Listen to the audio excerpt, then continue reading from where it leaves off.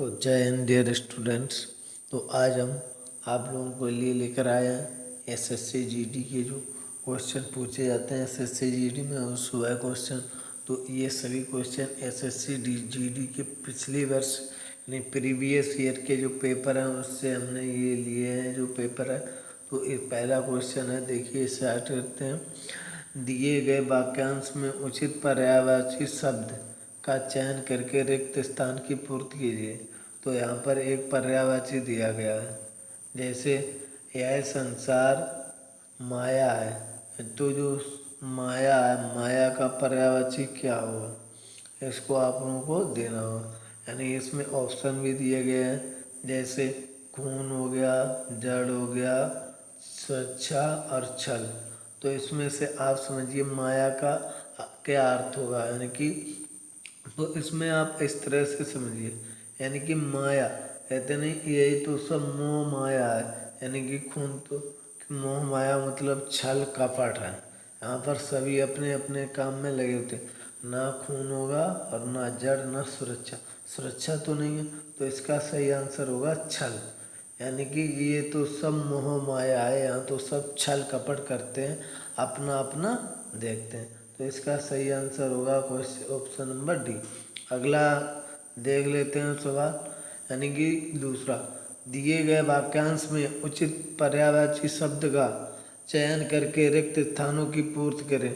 यानी कि जो इसमें पर्यायवाची जो रिक्त स्थान है यहाँ पर यानी कि पूर्ति करनी है। जैसे कोष्टक में जो दिया गया है, जैसे दिलासा है, दिलासा का पर्यायवाची शब्द क्या होगा, निचोड़। निचोड़ क्या होता है, यानी कि किसी चीज़ का जैसे कहते नहीं, यानी कि ये तो इस वाक्यांश का संपूर्ण निचोड़ है, सारांश जिसे बोलते हैं। सांत्वना या मनभावन या परम।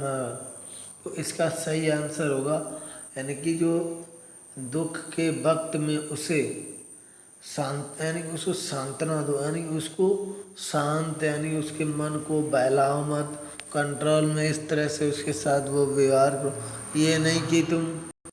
तो इसका सही आंसर होगा ऑप्शन नंबर बी, यानी कि दुख के वक्त में उसे सांत्वना दो, यानी कि उसको शांत होने की भावना दो इस तरह से।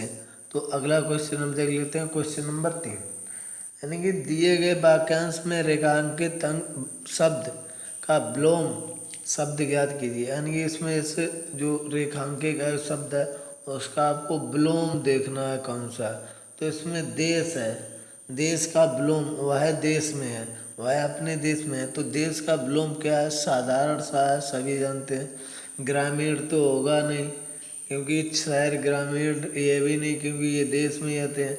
स्वदेश यानी अपना ही देश, ये तो पर्यायवाची हो गया। तो इसका सही आंसर होगा ऑप्शन नंबर सी, विदेश। यानी कि देश का पर्यायवाची क्या होता है, विदेश।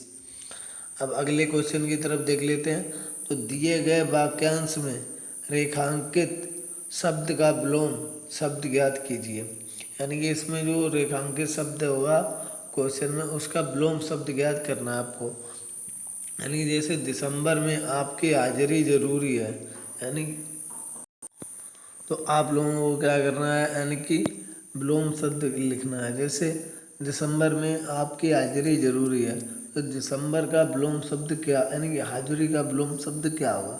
तो जैसे प्रकटन, ये तो नहीं होगा। मौजूदगी, ऑप्शन नंबर सी वाजिब। और ऑप्शन कहते नहीं, मैं उस दिन, यानी कि जिस दिन जो मैं नहीं स्कूल जाऊंगा उस दिन मेरी अपसेंटी लगेगी, यानी कि मैं प्रेजेंट नहीं होगा तो मेरी वहाँ हाजिरी तो लगेगी नहीं कॉलेज में। तो वहाँ पर क्या लगेगी, गैर हाजिरी। तो इसका विलोम क्या होगा, गैर हाजिरी। ये बिल्कुल सिंपल से क्वेश्चन है, ये प्रीवियस ईयर में पूछे गए। और अगर आपको इस वीडियो की यानी कि पीडीएफ चाहिए, पीडीएफ, तो हमारे यानी कि जो व्हाट्सएप चैनल है उसकी लिंक, व्हाट्सएप ग्रुप की, तो उसकी लिंक इसी वीडियो के डिस्क्रिप्शन में आपको मिल जाएगी।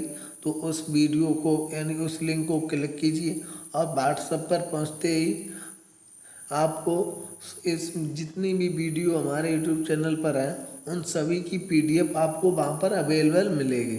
तो उसके लिए आपको क्या करना होगा, हमारे चैनल यानी व्हाट्सएप चैनल को फॉलो करना होगा। इसके बाद आपको वीडियो यानी कि जो है पीडीएफ मिल जाएंगे। तो अब अगला क्वेश्चन देख लेते हैं। क्वेश्चन नंबर 5, निम्नलिखित वाक्यांश में उस वाक्यांश को पहचानिए जिसमें मात्राओं से संबंधित अशुद्धियाँ हैं। यानी मात्राएं जो हैं उनसे संबंधित अशुद्धियाँ। यदि कोई गलती नहीं है तो कोई त्रुटि नहीं है। अगर कोई गलती नहीं होगी तो वास्तव में त्रुटि, यानी शब्द को चेंज करके रख दिया। कोई गलती नहीं है तो कोई त्रुटि नहीं का चुनाव कीजिए। तो जैसे आप पढ़ते हैं, बोलने वाले के हाव भाव और उसका सलीका, उसकी प्रकृति और सांस्कृतिक सामाजिक पृष्ठभूमि को पल भर बता देते हैं, पल भर में बता देते हैं। तो इसमें देखिए मात्रा कहाँ पर कौन से शब्द गलत लिखे हैं वो आपको चयन करने हैं।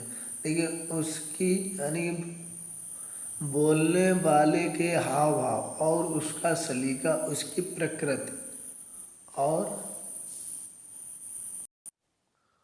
उसकी प्रकृति और सांस्कृतिक, सांस्कृतिक देखिए गलत लिखा हुआ, सांस्कृतिक सामाजिक भी गलत लिखा है। तो यहाँ पर मात्रा यानी कि मिल गया। अब इसमें देखिए सामाजिक और सांस्कृतिक किस ऑप्शन में है? ऑप्शन नंबर ए, उसकी प्रकृति और सांस्कृतिक सामाजिक पृष्ठभूमि है। तो यही क्या है, गलत हो गया, यानी इसमें क्या गलत त्रुटि है मात्रा में। तो इसका सही ऑप्शन होगा क्वेश्चन ऑप्शन नंबर ए। सिर्फ आपको पढ़कर देखना, क्वेश्चन बिल्कुल सिंपल तरीके से आते हैं। अगला क्वेश्चन है क्वेश्चन नंबर 6, निम्नलिखित वाक्यांश में रेखांकित भाग के लिए एक सार्थक शब्द ज्ञात कीजिए।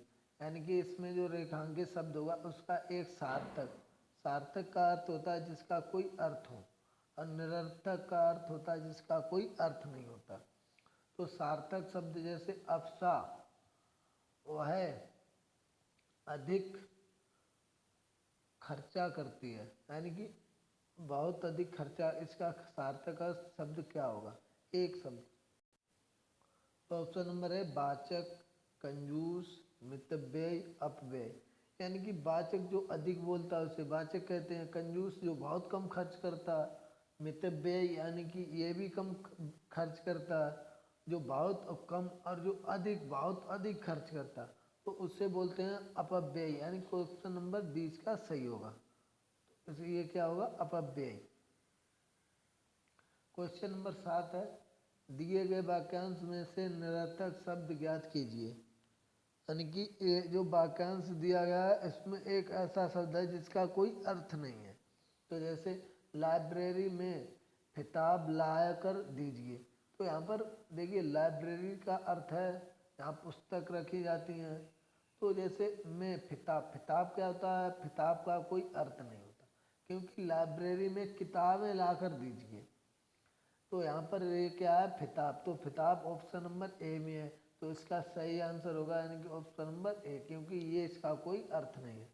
अब अगला क्वेश्चन है क्वेश्चन नंबर 8, दिए गए वाक्यांश में रेखांकित शब्दों के लिए सही शब्दों वाले विकल्प का चयन करें।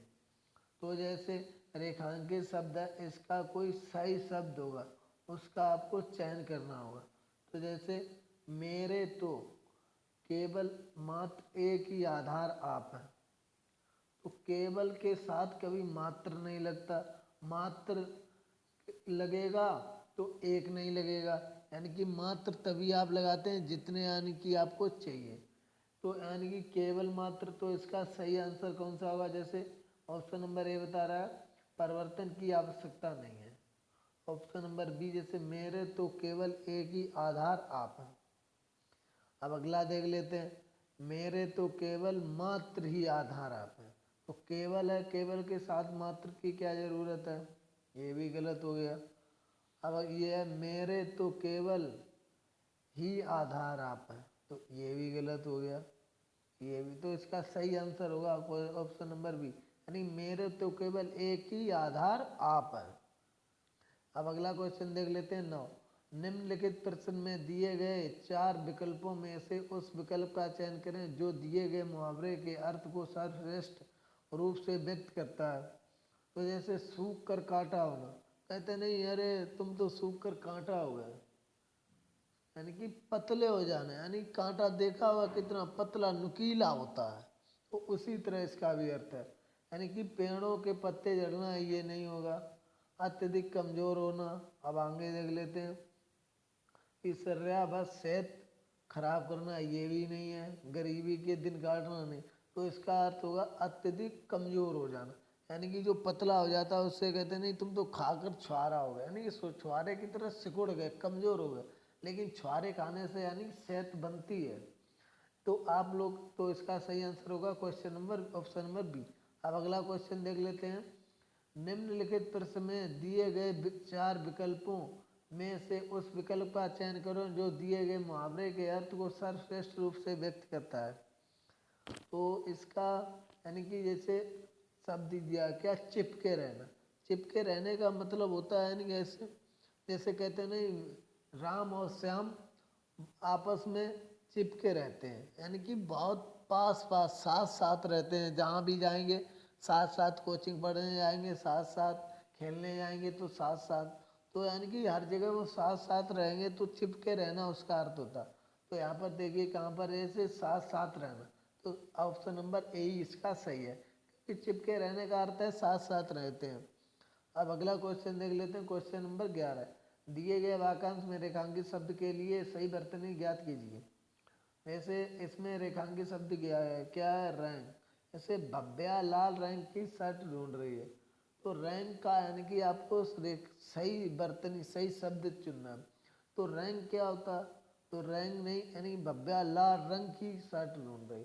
तो यहाँ पर रंग कहाँ पर लिखा है, जैसे को ऑप्शन नंबर ए ई में लिखा है, भव्या लाल रंग की शर्ट ढूंढ रही, तो इसका सही आंसर होगा ऑप्शन नंबर ए ही।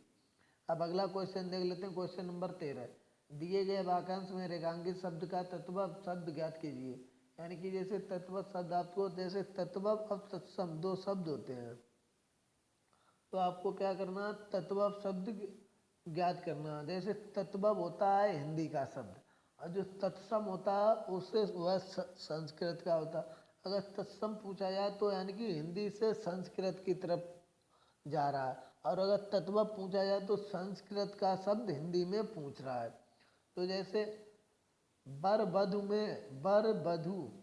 मंडप में बैठ गए हैं, यानी कि जो शादी होती है तो जो वर वधु होते हैं दोनों क्या है, मंडप में बैठ गए हैं। जैसे ऑप्शन नंबर ए है, दुल्हन, दूल्हा, लोग, बेटी, यानी कि इसका सही आंसर होगा ऑप्शन नंबर ए ही, यानी कि दूल्हा दुल्हन। जैसे वर तो है दूल्हा, और जो वधु, वधु का मतलब होता है दुल्हन, यानी कि वर का होता है दूल्हा, अब वधु का होगा दुल्हन, तो ऑप्शन नंबर ए इसका सही हो जाएगा। अब अगला क्वेश्चन देख लेते हैं, क्वेश्चन नंबर 14। निम्नलिखित प्रश्न में 4 विकल्प में से उस विकल्प का चयन करें जो जो कोष्ठक में दिए गए शब्द के तत्सम रूप का सही विकल्प है, यानी कि जो तत्सम शब्द दिया गया उसका सही रूप होगा। जैसे मुझे घर में मक्खी मच्छरों को देखकर बहुत ही घिन सी आ जाती है, घिन सी आती है, यानी कहते नहीं बहुत से लोग, मुझे ये आपके एरिए में आते ही यानी गंदगी जहाँ ज़्यादा होती है देखकर घिन सा लगने लगता, यानी कि घृणा होने लगती है वहाँ जाते हैं। तो इसका सही आंसर होगा क्वेश्चन ऑप्शन नंबर डी, यानी कि मुझे इनसे क्या घृणा लगने लगती है। अब अगला क्वेश्चन देख लेते हैं, क्वेश्चन नंबर 15। दिए गए वाक्यांश में उचित देशज विदेशज शब्द का चयन करके रिक्त स्थान की पूर्ति कीजिए। यानी कि जो देशज और विशेषज शब्द हैं उनको यानी शब्द का चयन करके कुछ अपने देश के शब्द हैं और कुछ विदेश के शब्द हैं, उनमें से कौन सा शब्द सही होगा जो कि क्या इस सेंटेंस को पूरा करे, यानी इस वाक्य को पूरा करे। जैसे आपके सही हैं, आपसे यही है कि आप हमारी बात सुने। यहाँ जैसे आपसे यही है कि आप हमारी, आपसे मेल तो होगी नहीं, डिग्री भी नहीं होगी, फंड भी नहीं। आप किसी से कहेंगे तो यही तो कहेंगे, आपसे यही अपील है कि आप बात हमारी पूरी सुने। तो इसका ऑप्शन नंबर ए सही हो जाएगा, क्योंकि आपसे मेरी यही अपील है कि आप मेरी बात सुने। अब अगला क्वेश्चन देख लेते हैं, यानी कि ये 16 क्वेश्चन से स्टार्ट होते हैं, यानी कि ये गद्यांश एक आता है आपका। तो जो गद्यांश है यानी कि इसमें शब्द आपको दिए जाएंगे तो ये 5 यानी कि 5 क्वेश्चन का ये गद्यांश आता है। ये तो आप लोगों को क्या ये यानी कि 10 नंबर का आता है गद्यांश। तो यानी कि ये बहुत इसमें आपको सिर्फ एक बार पहले पढ़ लेना है। ऐसे क्या बताया, निम्नलिखित गद्यांश में कुछ शब्दों को हटा दिया गया है। दिए गए विकल्पों की सहायता से रिक्त स्थानों की पूर्ति कीजिए। प्रत्येक संख्या के लिए सबसे उपयुक्त विकल्प का चयन करें। तो जैसे मैत्री यानी पढ़ लेते हैं पहले गद्यांश। मैत्री भाव सकारात्मक तथा वर्ग में गिना जाता है। मित्रता ऐसा उपहार है जो को प्राप्त होता है। सच्चा मित्र वही होता है जिसके कारण हमें कभी भी ना हो।